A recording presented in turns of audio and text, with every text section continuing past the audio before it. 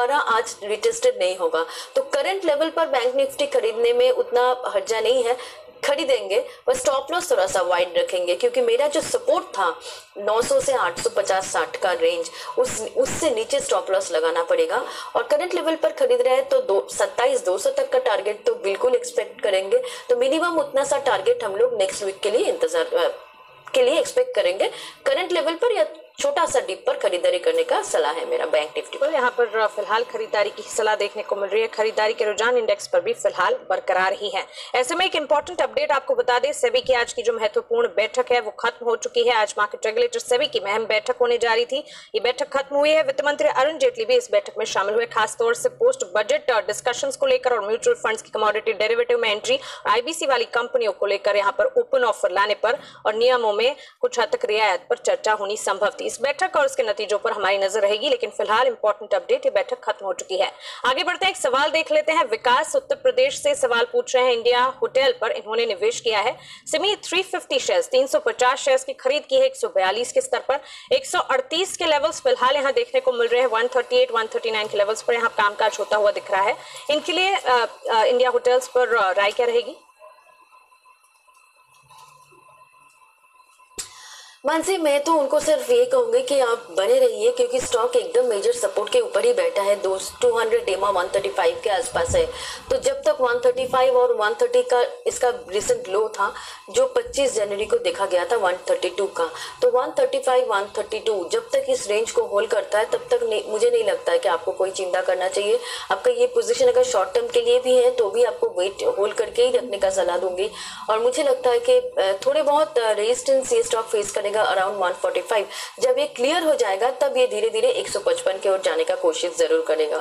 तो फिलहाल मैं आपको होल्ड करके रखने का ही सलाह दे रही हूँ। 130 के नीचे आप चाहे तो एक स्टॉप लॉस मेंटेन करिए।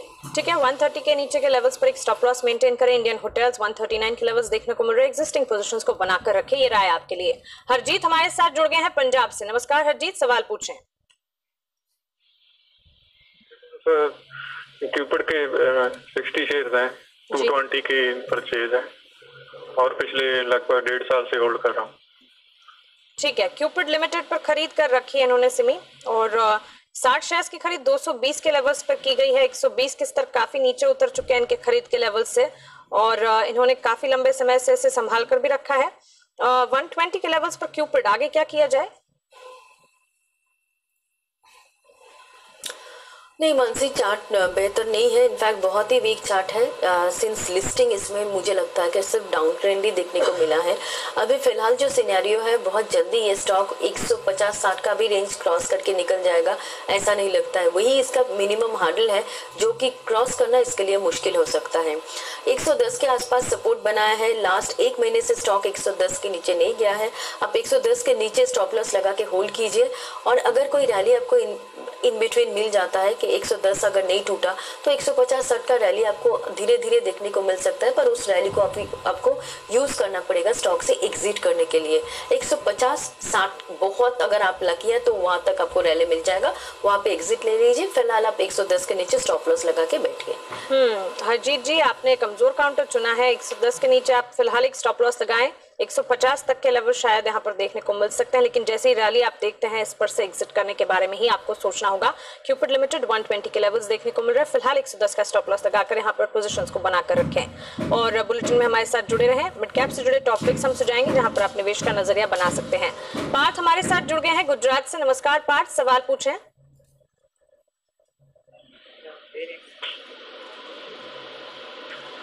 जी पार्थ, आपको मेरी आवाज आ रही है? जी आ रही है। जी बताएं। मैंने रेन इंडस्ट्री से कुछ,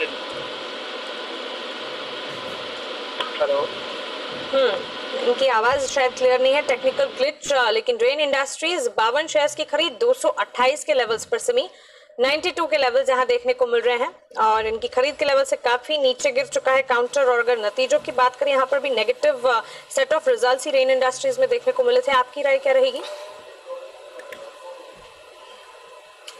एटलीस्ट बहुत जल्दी आपको कोई राहत नहीं मिलेगा, क्योंकि इस बार का भी रिजल्ट्स काफ़ी खराब आया है, और उसके बाद जो भी एक न्यू फाउंड स्ट्रेंथ इसमें देखने को मिला था एक वीक पहले, वो भी नेगेटिव हो गया है। स्टॉक दोबारा नीचे जा रहा है।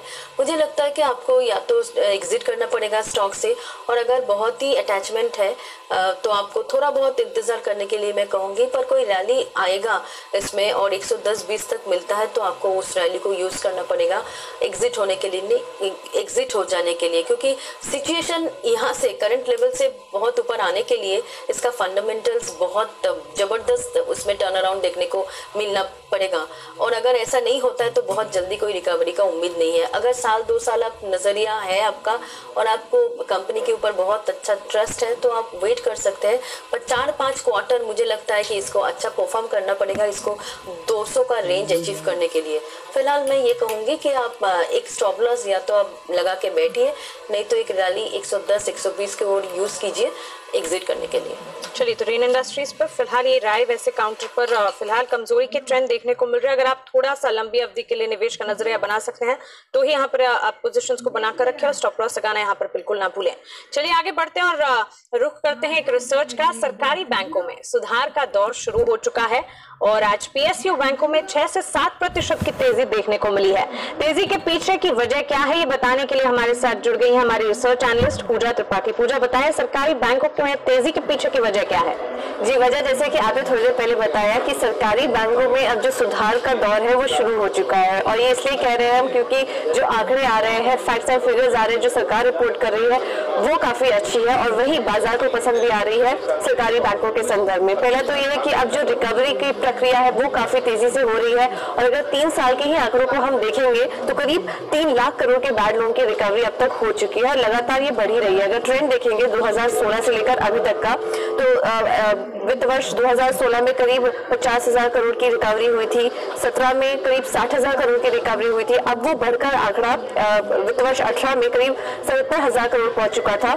और सिर्फ अप्रैल दिसंबर के बीच की ही हम बात करें 2019 में तो ये आंकड़ा 98,000 करोड़ की रिकवरी केवल इस वित्त वर्ष में दिसंबर तक देखी गई है। तो एक रिकवरी का दौर हम देख रहे हैं बैड लोन में जो तेजी से चल रहा है। इसके अलावा दूसरी बड़ी वजह यह है कि अभी कल ही क्रेडिट ग्रोथ के आंकड़े जारी हुए हैं, वो भी काफी अच्छे हैं। और ओवरऑल अगर क्रेडिट ग्रोथ देखेंगे तो वो तो डबल डिजिट थी ही, लेकिन इंडस्ट्री ग्रोथ यानी कि इंडस्ट्री को जो लोन दिया जाता है उसमें भी सुधार दिख रहा है। 2016 में एक समय था कि जब ये नेगेटिव आ चुका था और अब जनवरी 2019 में लगातार ग्रोथ इसमें हो रही है और अपने 3 साल के ऊपरी स्तर पर ये ग्रोथ पहुंच चुकी है। तो इसका मतलब हम ये निकाल सकते हैं कि बैंकों के पास नकदी भी है जिससे कि वो आगे लोन दे पा रही है और इस वजह से हम देख रहे हैं क्रेडिट ग्रोथ में सुधार हो रहा है। और अभी कुछ दिन पहले जो 48,000 करोड़ के पूंजी निवेश की बात हुई थी सरकार की तरफ से, वो भी उससे भी काफी आगे फायदा होने की बात की जा रही है। कुछ बैंक हम देखेंगे कि अगर इस तरह से सुधार चालू रहा तो कुछ और बैंक भी पीसीए से बाहर आ सकते हैं। तो सरकार जो पूरी तरह से कोशिश कर रही है बैंकों में सुधार करने के लिए वो दिखाई भी दे रहा है। इसलिए हम देख रहे हैं कि शानदार तेजी आज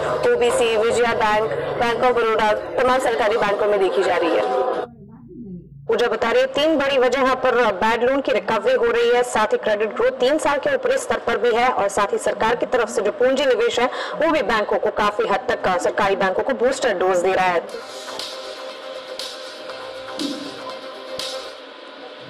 उर्विश, आपको मेरी आवाज आ रही है? आ रही है, क्लियर आ रही है जी, बताएं। मेरे पास एनबीसीसी के 1000 शेयर लिए हुए हैं, 56.6 की एवरेज से है, क्या करें? ठीक है, और लंबी अवधि के निवेशक हैं आप?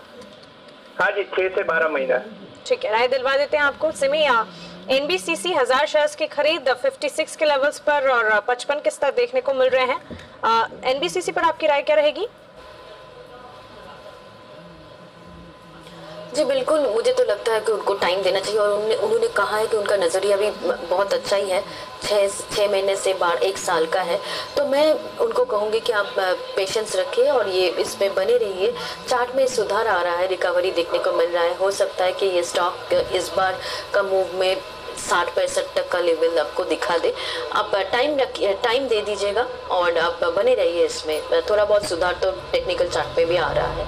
मुझे तो लगता है कि आपको अपना जो रिटर्न आप एक्सपेक्ट कर रहे हैं वो आपको मिल जाएगा।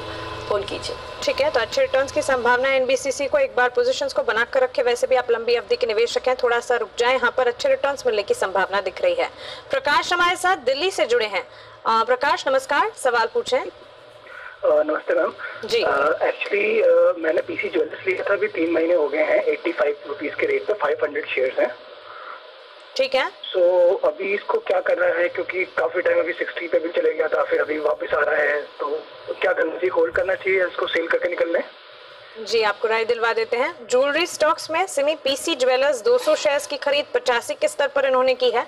72 के लेवल्स देखने को मिल रहे हैं। 3 से 4 महीने के पहले की खरीद है इनकी। पीसी ज्वेलर्स पर आपकी राय क्या रहेगी? देखिए, आपको अपने पीसी ज्वेलर्स में निवेश किया है और मुझे लगता है कि आपको सब कुछ न्यूज़ मालूम है। फिर भी अगर आपको बने रहना है तो मैं एक आपको स्टॉप लॉस दे देती हूँ जो आपको फॉलो करना पड़ेगा। ये स्टॉक रिसेंटली एक लो बना था 61 के आसपास का, वो लो दोबारा टूट जाएगा, तो इसमें कोई भी उम्मीद मत रखिए, इसमें से निकल जाना ही बेहतर होगा। और अगर 61 का लो इंटैक्ट रहता है और स्टॉक अगर ऊपर में जाके 84-85 का रेंज क्रॉस करता है तो आपको एटलीस्ट 100 तक का लेवल देखने को मिल सकता है। करंटली एकदम मिड रेंज में है, 72 के आसपास है, नीचे 61 का सपोर्ट है, ऊपर में 80 से 84 का रेजिस्टेंस है। जब तक ये कोई भी एक रेंज डिसाइसिवली ब्रीच नहीं होता है तब तक इस स्टॉक को कोई डायरेक्शनल स्ट्रेंथ नहीं मिलेगा। तो आपको स्टॉप लॉस वाइड रखना है 60 के नीचे और 80 से 84 का रेंज का डिसाइसिव ब्रेकआउट का इंतजार करना पड़ेगा। अगर ऐसा होता है तो आपको 100 तक का मोमेंटम देखने को मिलेगा। फिलहाल बैठिए, 60 के नीचे स्टॉप लॉस स्ट्रिक्टली मेंटेन कीजिए। ठीक है, तो 60 के नीचे एक स्टॉप लॉस आपको मेंटेन करना होगा। और PC jewellers news based impact की वजह से यहाँ पर थोड़ा सा बिकवाली का दबाव भी पिछले दिनों देखने को मिला है। ये काउंटर से एक बार निकलने का ही नजरिया आपको बनाना है, लेकिन फिलहाल एक स्टॉप लॉस बनाकर रखें 80 से 84 के स्तर। जैसे आप देखते हैं इस काउंटर पर पोजीशंस को बनाकर रख सकते हैं। और साथ ही भारती एयरटेल में आज गिरावट देखने को मिल रही है। क्यों आई है ये गिरावट और कंपनी को लेकर क्या खबरें हैं, बताने के लिए हमारे साथ जुड़ गए हमारे रिसर्च एनालिस्ट कुशल गुप्ता। कुशल, बताएं भारती एयरटेल में गिरावट के पीछे की वजह क्या है? जी हाँ, तो कल आई नोटिफिकेशन से हमें ये पता है कि 32,000 करोड़ रुपए एयरटेल जुटाएगी, जिसमें 25,000 करोड़ रुपए राइट्स इशू के जरिए जुटाएगी और 7,000 करोड़ रुपए बॉन्ड इशू के जरिए जुटाएगी। अब 25,000 करोड़ रुपए वो जुटाएगी वो 30% डिस्काउंट, कल की जो क्लोजिंग प्राइस है उस पर जुटाएगी 220 रुपए के भाव पर। तो इससे क्या होगा कि 114 करोड़ शेयर्स नए इशू होंगे, जिसकी वजह से जो इक्विटी बेस है वो 22% बढ़ जाएगा।